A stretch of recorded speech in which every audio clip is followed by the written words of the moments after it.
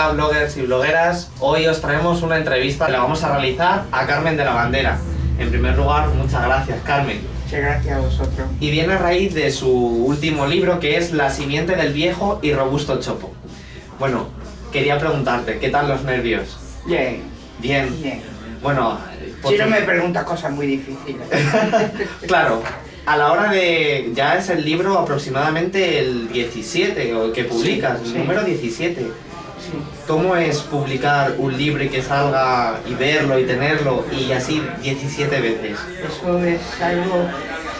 Cuando sale un libro, bueno, primero la gestación, yo siempre digo que es como un parto. Primero la gestación, estás muchas horas solas, a ver cómo sale, por fin ya lo he terminado, luego que te lo acepte la editorial, que salga al público y luego con la acogida del público, que es el último tramo. Y hasta ahora yo tengo suerte, he tenido mucha suerte, porque empecé con novela histórica y sigo, bueno, esta también es novela histórica, ya hablaremos. Pero cuando yo empecé hace 22 años, en novela juvenil no había novela histórica, de historia de España, no había, era un vacío, luego ya se ha llenado afortunadamente. Entonces fue un poco pionera, eso fue el lanzamiento mío como escritora, porque es difícil el que te publiquen, y luego el que te lean y el que te conozcan.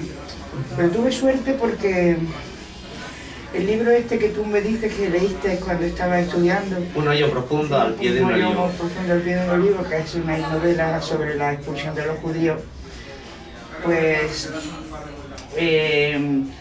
tiene luego, lo que no sabes es que hay una segunda parte. Bueno, pues hubo un congreso, el libro salió en mayo. En septiembre hubo un congreso de literatura juvenil internacional en Sevilla. Hubo un jurado que eligió unos cuantos libros y el mío lo eligió. Se hizo la referencia, la sinopsis en inglés, que era internacional, y a partir de ahí fue mi trampolín. Luego, como la novela La expulsión de los judíos, bueno, no quiero desvelar el final, pero los judíos lo echaron. Es una novela de amor entre un judío y una cristiana, que se enamoran de adolescentes y él no desveló nada porque lo echaron. Y quedaba así como muy triste el final. Entonces me pidieron los lectores que siguieran. Y hice una segunda parte, porque ya te lo recomiendo si has leído la primera, que es Defensa Sevilla, es la segunda parte. Y luego ya pues me lancé con este libro, que es también... A mí es que yo soy una enamorada de la historia. Me parece que está un poco devaluada en los sistemas de educación. Y la historia, como mucha gente, qué rollo, a mí que me importa lo que pasó, no es así. Si queremos entendernos, si queremos saber lo que pasa hoy en España y por qué somos como somos, y por qué los catalanes son como son, y por qué los vascos son diferentes a los andaluces, eso es la historia, la que nos lo enseña. Entonces la historia aprendida así, me parece, y la novela histórica es una forma de aprender la historia un poco más divertida, porque no solamente hay una trama de novela, lógicamente que te engancha, pero a la vez tú estás aprendiendo una época histórica, y no solamente el hecho en sí de la conquista de América, como es este, o de la expulsión de los judíos, sino, o de la otra que tengo, que es Cuba linda y perdida, la pérdida de Cuba. No es solamente aprender eso, sino el entorno del momento, y cómo se vivía y por qué se dio lugar a esta situación. Pues eso, con una trama de novela, se traga muy bien. Y a mí me gusta, y me gusta escribirla, me gusta leerla. Bueno, quería hacerte una pregunta, es acerca de La simiente del viejo y robusto chopo. ¿Qué tiene que ver con aventuras, libertad y América? Todo. Aventura toda, porque se basa en la conquista de América. La simiente del viejo robusto chopo no tiene nada que ver con la ecología ni con los chopos, nada de eso. Es el protagonista, que su abuelo es un chaval, que su abuelo hizo la conquista de México. Ellos eran muy pobres, el abuelo vino rico porque hizo la conquista de México. Y entonces, del Imperio Azteca. Y entonces el abuelo le cuenta y va sembrando en él. Él ve a su abuelo como un viejo y robusto chopo que ve por encima de los demás, que sobresale sobre los tejados y ve el mundo de otra manera que los demás, y le tiene fascinado. Y todo lo que le cuenta el abuelo siembra en él una semilla de aventura, y es lo que le hace lanzarse luego él, cuando llega el momento de la conquista de Perú, del imperio inca. Y en la conquista de Perú hace amigos con un coetáneo suyo que no es primera figura dentro de la historia, pero que es Hernando de Soto, también extremeño, de Jerez de los Caballeros, y hace amistad con él. Y Hernando de Soto había participado, había estado con Francisco Pizarro, pero nunca había participado muy activamente en la conquista, pero nunca había sido una primera figura como Cortés o como Pizarro, y él sueña con eso. Y se embarca en la exploración de la Florida, porque ya el norte está, o sea, del sur, América ya está todo, Chile hay poca cosa. Y entonces él queda la conquista de la Florida, que precisamente habrá sido el centenario, y todo el mundo habla de Ponce de León. Ponce de León no hizo solamente, descubrió que la Florida no era isla, que era península. Pero luego en la exploración, la Florida no había oro, no había plata, pero sí que había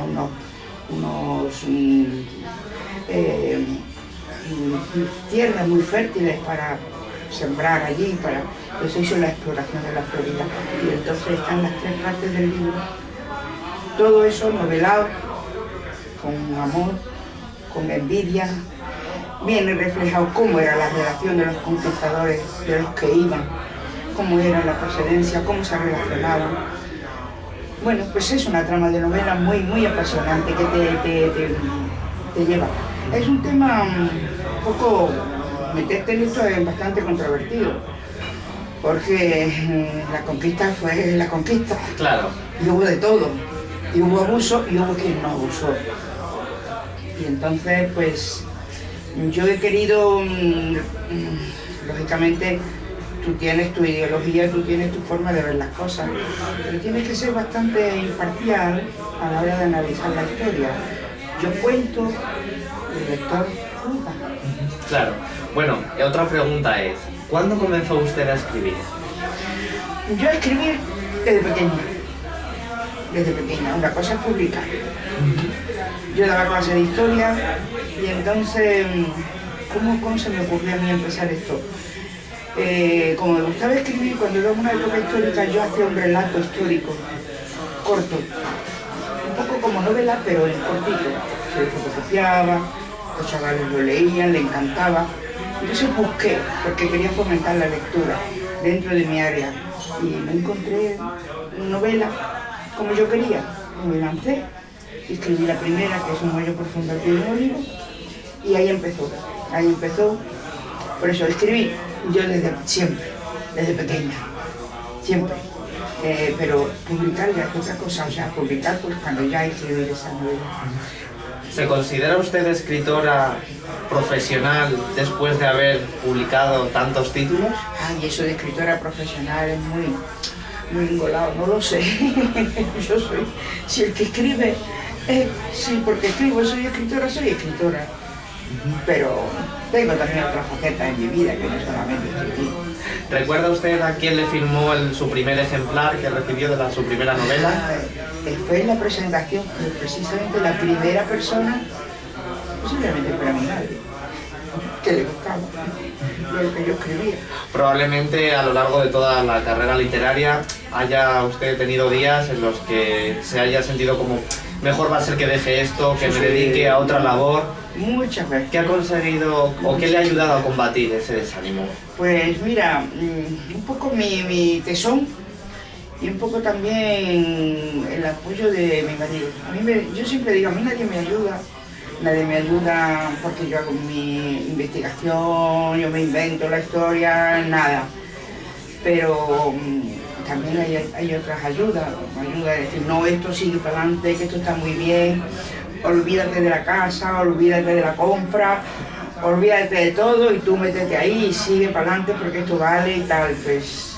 Pero sí hay momentos en que digo, bueno, sobre todo si uno necesita para vivir, que claro, vivir de la literatura, eso vive entre no vivir más. Yo afortunadamente no tengo que tener un servilismo ni con editoriales porque no necesito para vivir. Yo soy jubilado, tengo mi pensión, vivo bien y no necesito. Pero sí, hay veces que te dices, ay, ¿yo por qué me meto en esto? ¿Por qué? ¿Por qué me he metido en esto si no encuentran? Pero vamos, sigo para adelante. Otra cuestión. Hablábamos de la novela histórica. La novela histórica es uno de los géneros que más profundidad a la hora de la investigación tiene. Maestra licenciada en Historia, ¿qué tal con la labor hoy día de investigación? Pues yo me lleva muchísimas veces, bueno, casi siempre me lleva la labor de investigación más tiempo que escribir un libro. Yo no puedo empezar a escribir un libro, yo tengo mi esquema. Ahora necesito, porque a medida que vas escribiendo, ay, bueno, ¿y cómo eran las calles de Sevilla, por ejemplo, en el siglo XV? Tienes que buscar un sitio. Ay, pues mira, que todavía había venta de esclavos.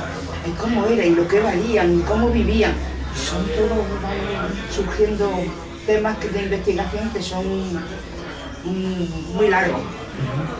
Bueno, ya hemos comentado antes de que no era la primera novela en absoluto que usted escribía. ¿Cómo decide ahora copublicar o autopublicar después de haber obtenido a lo mejor la aprobación para su publicación de otras editoriales grandes? Por ejemplo, la novela juvenil. La novela juvenil, yo tengo en Anaya, tengo en Casal, tengo en Duño. Ahora yo quería dar, porque yo siempre me niego a la clasificación. Novela infantil, sí, o sea, libro infantil es otra cosa. Son los más difíciles, porque ahí no tienen investigación ni nada, ahí es pura fantasía. Pero la novela, luego ya, la novela juvenil, pues yo lo lee cualquier adulto, cualquier adulto. De hecho, mis libros entran en la casa a lo mejor por los jovencitos y luego los lee hasta el abuelo y les gusta. O sea, yo esa clasificación lo hacen mucho las editoriales por cuestión de venta, pero a mí no me gusta. Yo tengo libros, el que tengo Cuba linda y perdida, la lee cualquiera, el de Un Olio por Fundación Olivo lo mismo, o sea que la novela juvenil, esto es cuestión del número de páginas. El número de páginas se puede alargar hasta el infinito. Bueno, otra pregunta sería, ¿cuál es la sensación de poner a esta novela el punto y final? Haberla repasado. Esa es otra cosa, ¿cómo termina? ¿Cómo termina? Es difícil. ¿Cómo empieza y cómo termina? El comienzo del libro también es difícil. Le das 40 vueltas, ¿y por dónde empiezo? Tú ya tienes la trama. Yo cuando ya empiezo una novela sé luego una cosa que yo a priori tenga en mi cabeza ya cómo va a ser, pero luego hay veces que los personajes te arrastran y te llevan por sitios que tú no pensabas y te tiras por unos caminos que tú a priori tú no lo habías previsto. Pero sí, lo más complicado es luego cuándo termino. ¿Cómo termino? Por eso puede usted afirmar que a lo mejor es una sensación ya de satisfacción de punto y final. Se ha acabado. Sí, pero tiene que ser en un momento en que valga la pena terminar. ¿Y cómo terminas? Bueno, la última pregunta que le queríamos realizar es ¿qué consejo o recomendación le daría a una persona que está empezando o tiene pensado escribir una novela? Es que la escriba, que no sean menores. Hay muchas maneras hoy de... Claro.